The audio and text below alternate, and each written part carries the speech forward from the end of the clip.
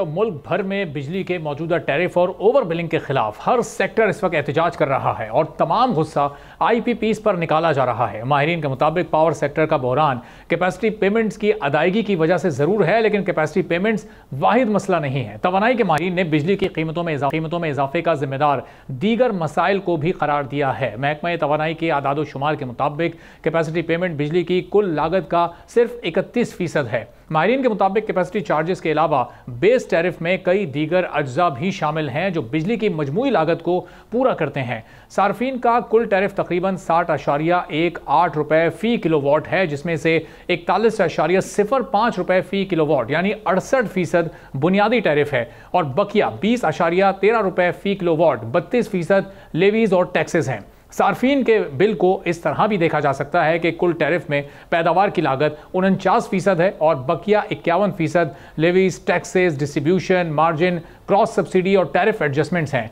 माहिरीन का कहना है कि बिजली के निर्खों में इजाफे की एक और वजह अमरीकी डॉलर के मुकाबले में पाकिस्तानी रुपए की कदर में कमी और बुलंद शरह सूद को भी करार दिया जा सकता है, क्योंकि इसका भी बराह रास्त ताल्लुक पैदावारी लागत से है। माहिरीन के मुताबिक अवाम को रिलीफ देने के लिए हुकूमत को अपने हिस्से से टैरिफ में कमी करनी चाहिए और ऐसा ही एक मुतालबा मुख्तलिफ IPPs की जानिब से भी किया गया है। IPPs ने कैपेसिटी चार्जेस समेत बिजली के निर्खों में कमी से साफ इनकार कर दिया है। बिजली कंपनीज ने हुकूमत से पहले अपने 52% पावर हाउसेस के निर्ख कम करने का मुतालबा किया है।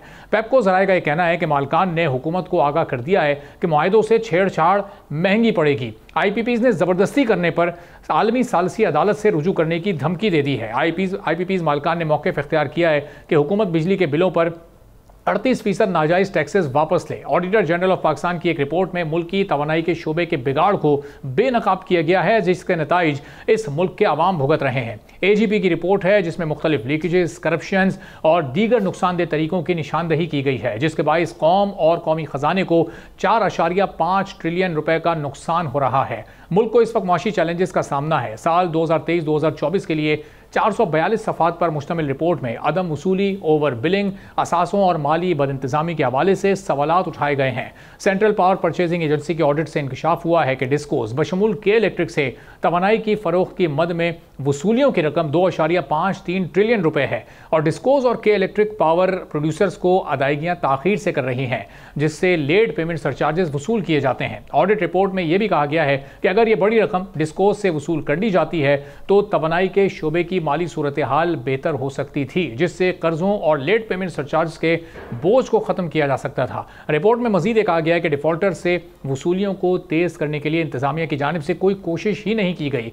तिजारती तरीक़ेकार पर अमल ना करने के नतीजे में 2022-2023 तक एनर्जी के डिफॉल्टर से 877 अरब रुपए की वसूली नहीं हो सकी। रिपोर्ट में कहा गया है कि national power parks management company limited के ऑडिट से इंकशाफ हुआ है कि पावर जनरेशन प्लांट्स ने 2020-21 से 2022-23 के दौरान 41,477 गीगावाट आवर बिजली पैदा की है। पैदा होने वाले कुल यूनिट से 619.6 मिलियन यूनिट्स महंगे फ्यूल के इस्तेमाल से पैदा किए गए, जिसके नतीजे में सार्फिन को 61.97 अरब रुपए का इजाफी बोझ बर्दाश्त करना पड़ा।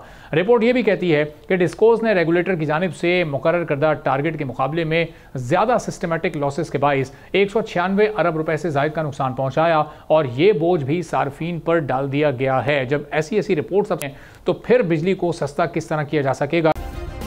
सब्सक्राइब करें और बेल दबाएं ताकि कोई खबर रह न जाए।